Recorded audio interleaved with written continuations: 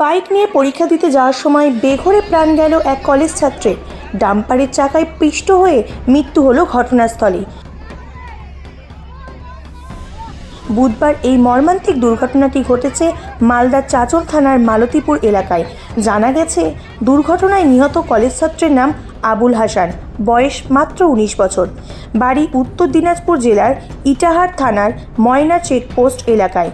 কিন্তু চাঁচল কলেজে পড়াশোনার কারণে সে চাঁচল 2 নম্বর ব্লকের চান্দুয়া দামাইপুর এলাকায় বাড়ি ভাড়া নিয়ে থাকত। সে চাঁচল কলেজের 2য় বর্ষের ছাত্র ছিল। বুধবার ছিল তার 2য় সেমিস্টার পরীক্ষা সিট পড়েছিল হরিশ্চন্দ্রপুরের পিপলা কলেজে।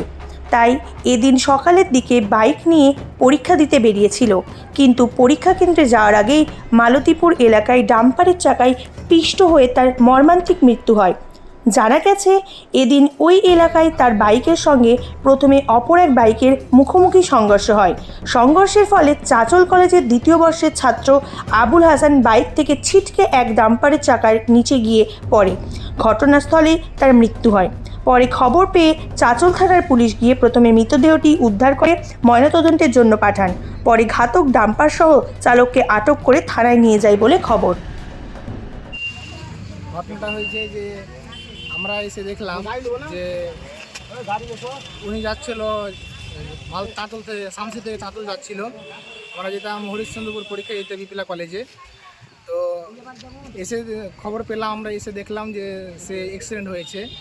এবং আমরা খবর পাওয়া মাত্র এসে দেখলাম, হসপিটালে আসলাম। হসপিটালে এসে দেখলাম যে তিনি মারা গেছে। কি হয় আপনার? আমার বন্ধু হয়, ক্লাস ফ্রেন্ড। জি।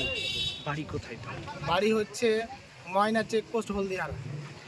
মানে এই যে সামনে মালিকপুরে কিভাবে ওই চাঙ্গাটা শামসির দিক থেকে যাচ্ছিলো আর লরিটা শামসির দিক থেকে যাচ্ছিলো, আর একটা বাইক আসছিল মোটরসাইকেল। দুজনবেলা ধাক্কা কোন দিক থেকে লরি যাচ্ছিল এবং লরিটা চাঁচলের দিকে যাচ্ছিল। আচ্ছা, আর গাড়ি?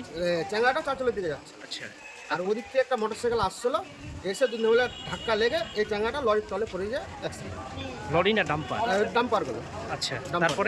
তারপরে আমরা সব দৌড়িয়ে এসে দেখলাম, দেখে তারপরে উঠালাম, উঠিয়ে হসপিটালে আসলাম। কোন হসপিটাল? এই গোবিন্দপাড়া হসপিটাল। আচ্ছা, হ্যাঁ, স্পটে। হ্যাঁ।